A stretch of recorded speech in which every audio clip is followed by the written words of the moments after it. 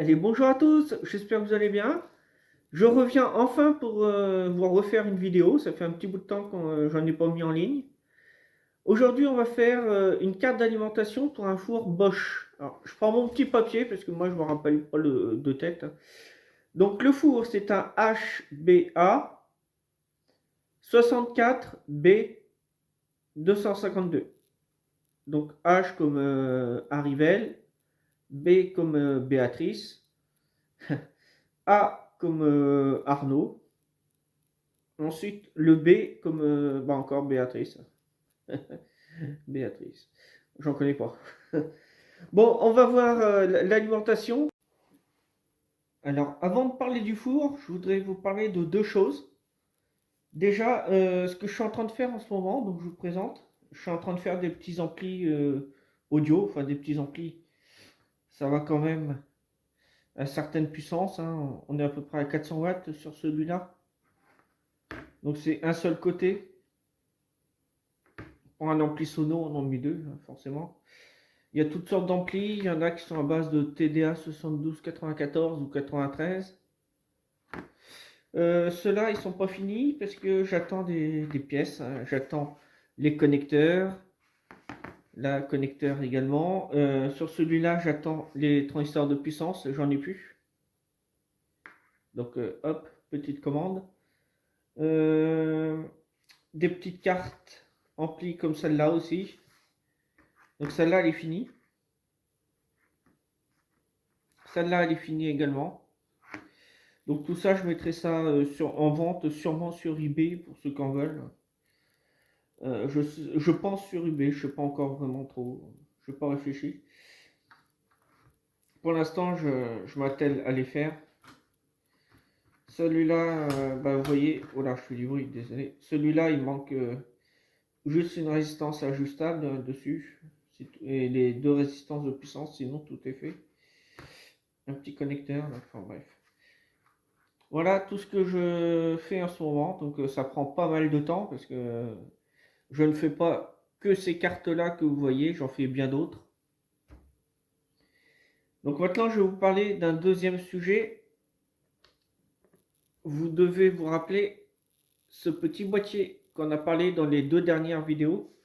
Donc celui-là, c'est le TC1. Et sinon, il y a le boîtier qui est supérieur qui permet de tester les diodes Zener.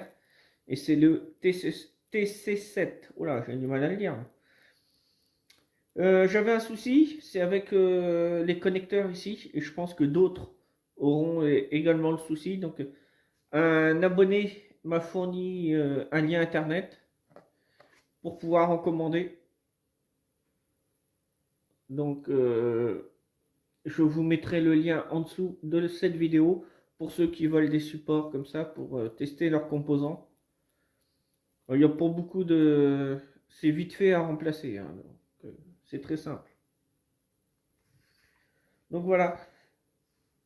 Si vous avez besoin d'un appareil comme ça, je mettrai le lien dans la description sous la vidéo. Donc lui, c'est un qui a été modifié. Ça permet, pour ceux qui ne savent pas encore, ça permet de tester les composants, donc résistance, condensateur, donc que ce soit électrochimique ou que ce soit condensateur non polarisé comme les MKP, MKT, tout ça, céramique, ça teste aussi. Les selfs, on a les diodes, les transistors NPN, transistors PNP, les transistors MOSFET à canal N, canal P, j'ai dû en oublier, les LED, etc. On peut tester plein de composants avec ce type de boîtier, donc c'est vraiment génial. Donc je l'éteins, ça sert à rien de le laisser en route. Alors maintenant, on va s'atteler à l'alimentation de notre four. Alors le kiné qui s'occupe de moi m'a appelé, il me dit Romain, je suis embêté, je viens de rentrer chez moi, le four, il n'y a plus d'horloge, il n'y a plus rien qui fonctionne sur ce four. C'était pas disjoncté, donc déjà il n'y avait rien qui était de gros, qui était HS. Je lui ai demandé de m'envoyer des photos de l'intérieur, de l'électronique, tout ça. Donc voici une photo déjà pour vous indiquer comment c'était dedans.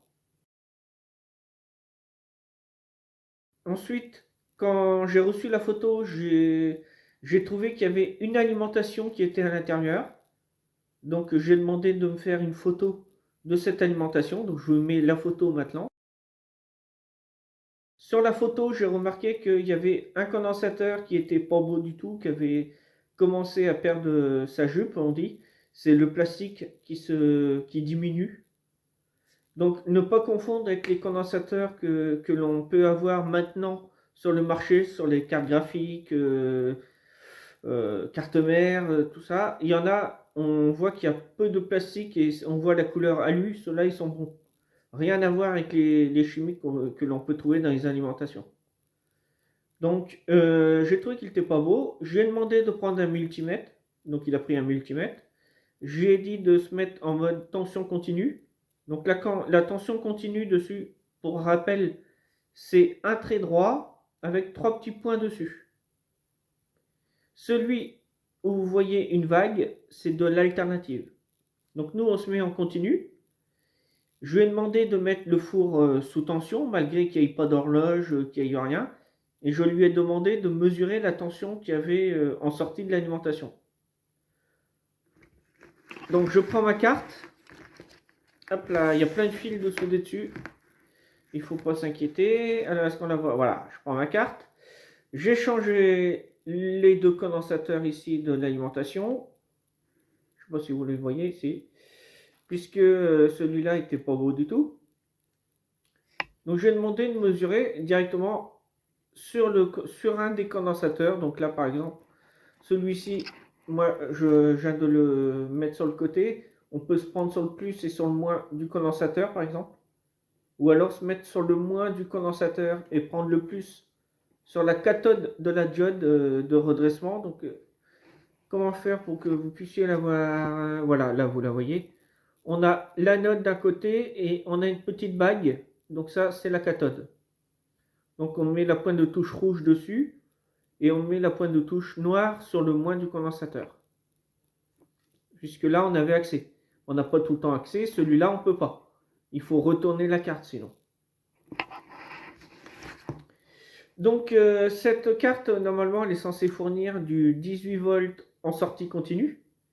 Là, il n'avait rien du tout. Aucune tension. Donc j'en ai déduit que c'est cette carte-là qui était en défaut. Donc je lui ai demandé de me la ramener et j'ai essayé de voir qu'est-ce qu'il y avait dessus. Alors pour que cette vidéo touche un maximum de personnes, si vous avez aimé cette vidéo, n'hésitez pas à mettre le pouce vers le haut. Plus il y aura de pouces vers le haut, plus la vidéo sera diffusée, et plus elle sera diffusée, plus ça permettra à certains de pouvoir se dépanner tout seul, sans passer par un technicien. Donc là, je tiens à rappeler aussi, faites très attention, j'en parle pas assez, mais on est sur du 220 volts alternative, que l'on redresse, on a à peu près 310 volts, 320 volts même, sur les condensateurs ici au primaire. Donc faites très attention lorsque vous allez manipuler soit l'alimentation, soit le multimètre, puisque un court-circuit c'est vite arrivé avec les pointes de touche. Donc je tiens à préciser quand même, hein, faites vraiment très attention. Je serais très peiné que quelqu'un se blesse ou pire en ayant touché une alimentation pour faire comme j'ai fait dans la vidéo. Voilà. Alors, là, vous voyez, c'est peut-être étrange. Il y a des fils de soudés dessus. Il y a une ampoule de soudés dessus. Il y a un fil d'alimentation de soudé dessus. Vous voyez qu'il y a plein de fils. Je retourne la carte. Oh là, qu'est-ce que c'est que tout ça? Donc, ici, j'ai soudé un fil noir sur le moins du condensateur. Un fil jaune ici que j'ai soudé sur le plus du condensateur. Donc ça me permet de relier ça à mon multimètre en mode tension continue pour mes tests, pour voir si j'obtiens bien les 18 volts ou pas. Puisque je me dis au début, le kiné, peut-être qu'il s'est trompé en faisant sa mesure, qu'il n'a pas mis ses fils de pointe de touche où qu'il fallait. Donc il s'avère qu'il y a bien 0 volts sur le secondaire de l'alimentation. Ensuite, j'ai soudé un câble électrique directement ici. Alors, vous avez l'alternative qui arrive ici. Donc ça, c'est très important. Si vous voulez mesurer que le 220 volts arrive bien sur votre four, il faut que le four soit branché, bien sûr. Et vous pouvez mesurer le 220 volts en alternative sur ces deux cosses que vous avez ici. Cette cosse-là, c'est la masse, hein, donc ça, on n'a rien à faire. Pas besoin d'aller tester quoi que ce soit dessus, c'est pas la peine. Donc ensuite, on passe par une résistance fusible. Alors, je ne sais pas si vous la voyez bien, hein. Voilà, là on voit, résistance fusible. Une self, enfin c'est une double self. Condensateur ici antiparasite. Ensuite, on vient sur un pont de diode. Donc le pont de diode, on le trouve où, à votre avis? Il est juste ici, tout mini, mini, mini. Bon, alors voyons si c'est mieux de ce côté-là. Donc le pont de diode, il est ici. Et ensuite, vous avez condensateur ici de lissage. Vous en avez deux, c'est deux petits. Ils n'avaient pas la place de mettre un condensateur qui soit assez haut pour avoir une capacité suffisante. Du coup, ils ont mis deux condensateurs en parallèle. Si je veux avoir ici, par exemple, 220 microfarads, je vais mettre en parallèle deux condensateurs de 100 microfarads en parallèle. Ça fera 200 microfarads, on s'approche des 220. Donc j'ai mis une ampoule et vous voyez, ça on n'en trouve plus sur le marché. C'est pour ça que j'ai un grand stock d'ampoules parce que ça permet de nous dépanner. Si votre alimentation présente la résistance ici de couper, ou si vous avez une alimentation avec un fusible qui est coupé, pour tester une alimentation, on va venir mettre une ampoule en série entre le 220 et l'alimentation. Si je mets une ampoule, c'est tout simplement parce que si j'ai un court-circuit sur cette alimentation-là, sur tout le primaire, plutôt que de faire péter le fusible ou la résistance à chaque fois, eh bien en cas de court-circuit, mon ampoule, elle va s'allumer. Et ça va me permettre de faire la mesure ici, si j'ai mon 18 volts qui arrive, enfin qui en sort de l'alimentation.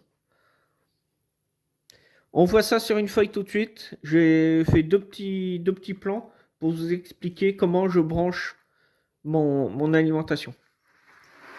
Je pousse tout ça. Hop là. Je vais peut-être faire un zoom quand même. Allez, on zoom, on zoom, on zoom. Non, on voit plus.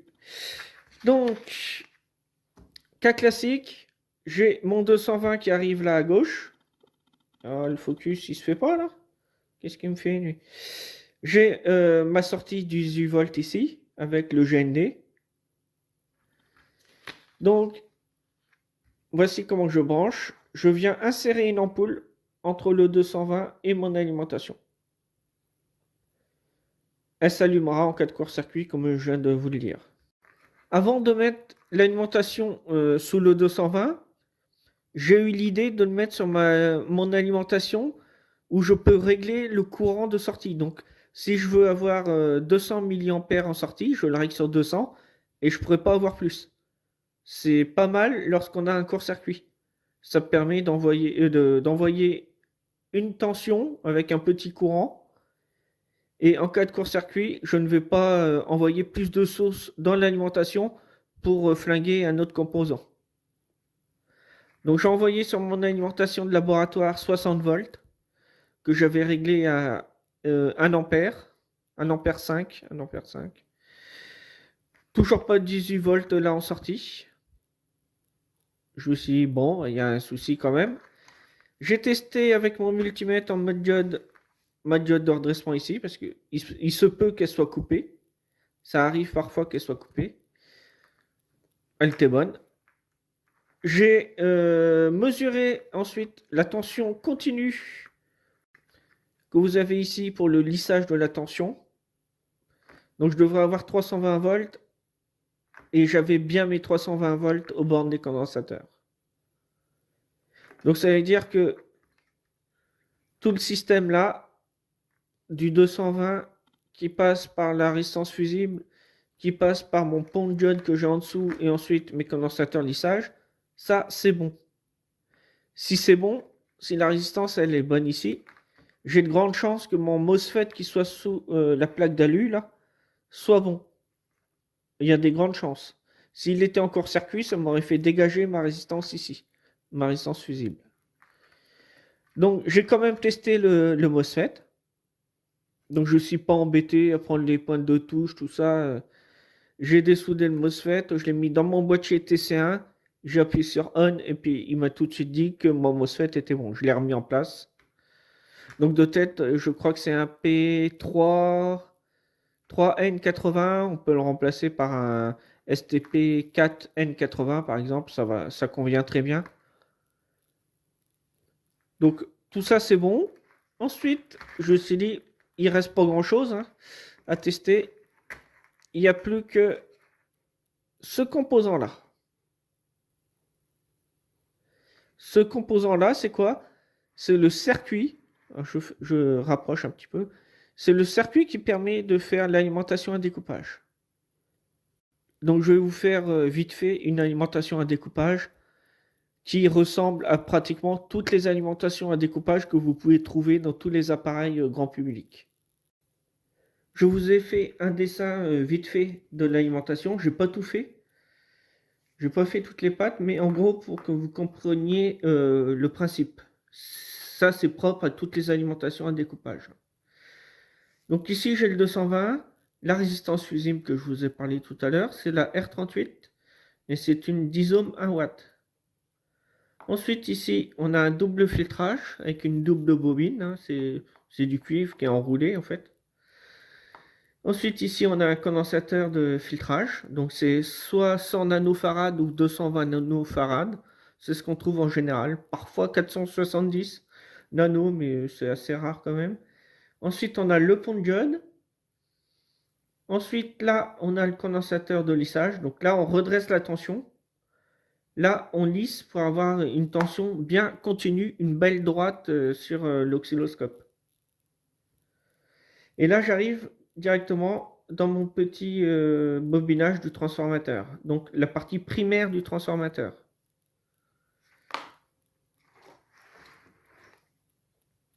Tout ce qui est ici à gauche, c'est le primaire. Tout ce qui est relié aux 220 volts. Tout ce qui est à droite, c'est le secondaire de l'alimentation. Donc, le plus 18 volts.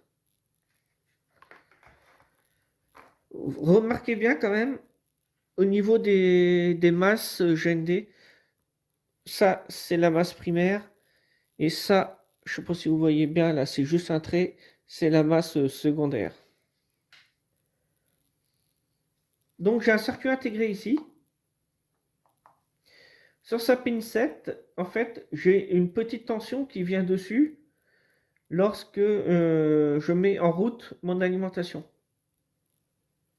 Donc, la tension arrive là sur la pin 7. J'allume donc mon circuit intégré. Je viens fournir via la pin 3, donc c'est la sortie du CI, un petit courant qui vient commander mon transistor T11. Donc c'est une impulsion que j'envoie. Donc ce que j'ai ici dans le bobinage passe par le drain de mon transistor MOSFET. Je ressors par la source. C'est pas l'eau, hein, c'est pas la rivière, la source. Ensuite, une résistance de très faible valeur, 0,91 ohms. Donc on peut mettre une 1 ohm hein, ou 0,82 ohms, ça sera pareil. En un quart de watt, c'est la KK10. Donc cette résistance, elle se trouve juste là. Juste ici. Donc à côté du transistor MOSFET. Hein, là, juste là, elle est toute petite, hein, vous ne la voyez pas. C'est devant le dissipateur. Donc j'ai vérifié, j'ai envoyé du 220, j'ai mesuré ici ma tension. Donc j'ai une petite tension. Après, elle disparaît. J'ai plus de tension après. Donc là, ici, si j'envoie une impulsion, théoriquement, je suis censé avoir une impulsion ici en secondaire. Du coup, je redresse cette impulsion, je la lisse et j'obtiens une tension continue. Ensuite, il y a tout un système de régulation qui vient dire au circuit intégré, je suis à la bonne tension, ou alors je suis trop haut. Donc, si je suis à 18 volts, il ne faut surtout pas que j'arrive à 20 volts. Donc, du coup, je vais envoyer moins de sauce pour la commande du MOSFET. Donc, je vais diminuer un peu ma tension. Si je suis trop bas, si 18 volts, je tombe à 12 volts par exemple, je vais dire, eh oh, oh, il faut que tu fournisses plus. Donc, en fournissant plus, j'envoie un courant un peu plus important, une impulsion plus longue dans mon transistor T11. Et du coup, je vais conduire plus longtemps mon MOSFET et je vais obtenir un peu plus de sauce ici. En fait, on prend la partie de ma tension secondaire pour l'ajuster en permanence via un optocoupleur. Alors, les optocoupleurs, souvent, celui qu'on voit le plus dans les alimentations, c'est le PC817. Donc ensuite, si j'envoie mon impulsion ici, je suis censé avoir une autre impulsion sur un autre secondaire. Donc c'est un secondaire qui se trouve dans la partie primaire du transformateur. C'est compliqué à comprendre, je sais, mais c'est un bobinage qui est à part de ce bobinage primaire et qui se situe du même côté du transfo que le bobinage primaire. Ça, c'est une chose qu'il faut savoir, hein, c'est conçu comme ça, donc voilà. Donc là, si je mets en impulsion, je passe par ma diode 19 de redressement. Donc c'est une toute petite diode CMS que vous avez ici. Ensuite, je passe par une résistance strap. Ça sert à la fois de fusible et à la fois de strap. Ensuite, je repasse par une autre diode, la D21. Et là, je viens fournir une autre tension à ma pin 7 du circuit intégré. Donc, c'est son alimentation. Dans notre cas, j'ai ma tension ici au démarrage. Et logiquement, lorsque l'alimentation doit démarrer, eh bien, ici, dans notre cas, j'ai 0 volt. Ma tension chute directement. Ça veut dire que mon circuit intégré, lui, il ne fait pas sa fonction. Il n'envoie pas d'impulsion via sa pin 3 dans le MOSFET. Et s'il n'envoie pas son impulsion, j'ai rien ici pour réalimenter mon circuit intégré. Donc je me sers de cette alimentation pour auto-alimenter mon circuit intégré. Dans notre cas, absolument rien.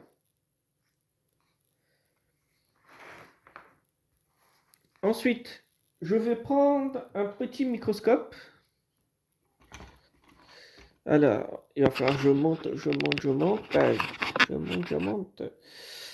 Ah, il va falloir que je le mette de travers. Je l'allume. Est-ce qu'il va bien vouloir faire la mise au point? Oh là là là là, c'est pas beau du tout ça.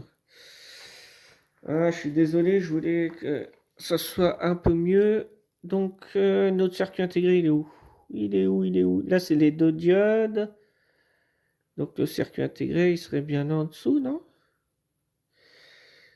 Les deux diodes. Hop, donc je suis là. Circuit intégré. Donc, je vais essayer de moins zoomer. Je vais remonter un peu. Hop, je vais refaire la focalisation. Donc, vous voyez,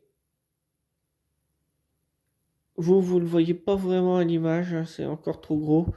Mais en fait, il n'a pas une belle couleur. Dessus, on voit que le circuit intégré a chauffé. Moi, je le vois là dans le microscope, mais vous, peut-être pas. Donc ensuite, j'ai voulu lire les références qui étaient dessus. Donc là, j'ai fait un zoom. Hop. Et vous voyez, on voit du 0,2, on voit des chiffres.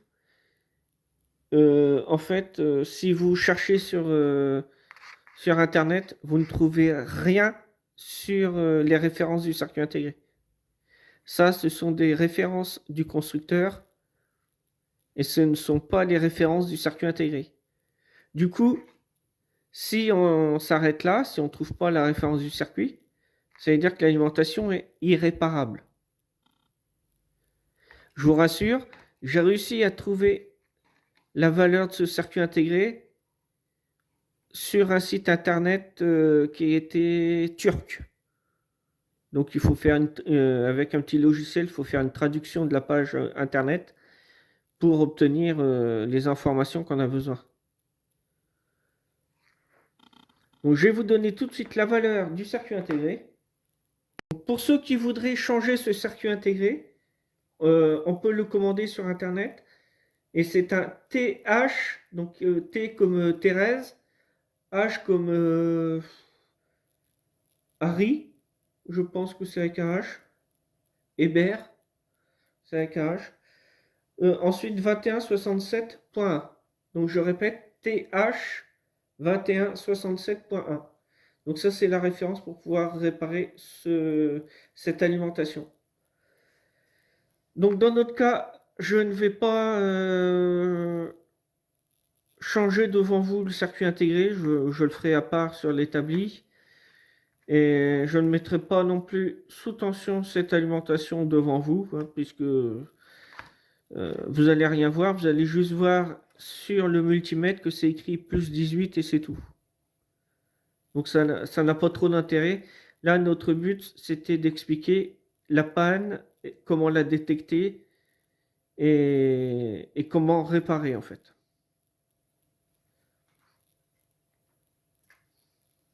Donc si vous n'avez pas la référence du circuit intégré, c'est tout simplement parce que les dépanneurs qui dépannent ce genre de four électronique changent la carte directement. Ça coûte à peu près 70 € en comptant les frais de port, frais de livraison. Donc on trouve ce genre de carte sur eBay par exemple, on en trouve. Alors que en fait, ben, ça peut être réparable. Pour moi, j'ai payé le circuit intégré 2,20 € les 5 circuits. Donc c'est vraiment pas cher pour réparer l'alimentation. Dans notre cas, il y a uniquement le circuit intégré qui a changé et l'alimentation repart. Donc si on n'a pas la référence du circuit intégré, c'est tout simplement pour pas qu'on puisse réparer cette alimentation. Je trouve ça bien dommage parce que je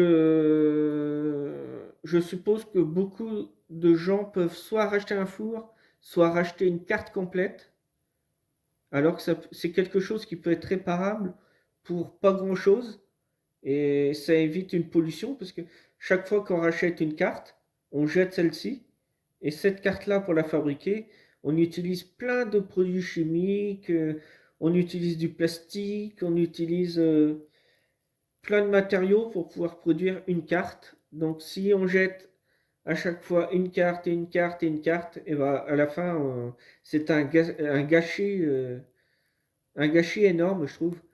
Donc voilà pourquoi je fais cette vidéo, c'est pour vous expliquer qu'on peut réparer cette carte pour pas cher et ça permet de réutiliser l'ensemble des composants électroniques et de la carte sur son four. Voilà. Donc une fois que le kiné, lui, il n'a pas attendu que je rachète le circuit et que je répare l'alimentation, lui, ce qu'il a fait, bah, exactement comme je viens de vous décrire, il n'a pas voulu attendre, il a racheté une carte à 70 €. Il l'a commandée directement sur le site internet Bosch et, euh, et il l'a changé. Donc son four refonctionne normalement avec l'horloge et tout ça. Il est très content. Cette carte-là, moi, je vais la réparer, je vais changer le circuit intégré. Et je vais y redonner la carte, hein, il aura une carte d'avance. Tant pis. C'est vraiment tant pis parce que j'ai reçu le composant 2 jours ou 3 jours seulement après que lui, il a reçu sa carte. Donc en fait, s'il avait été un peu patient sans son four, eh bien, il n'aurait pu dépanner le four pour pas grand-chose. Alors avec le changement des condensateurs plus du circuit intégré, j'en ai autour de 3,20 € de réparation. C'est vraiment très rentable. Donc j'espère que cette vidéo pourra vous aider. N'hésitez pas à mettre le pouce, comme d'habitude. Un petit commentaire, ça fait toujours plaisir. Ensuite, n'hésitez pas à partager cette vidéo. Comme ça, elle sera diffusée un maximum. Je vous dis maintenant à la prochaine pour une future vidéo. Soyez sages. Salut, salut!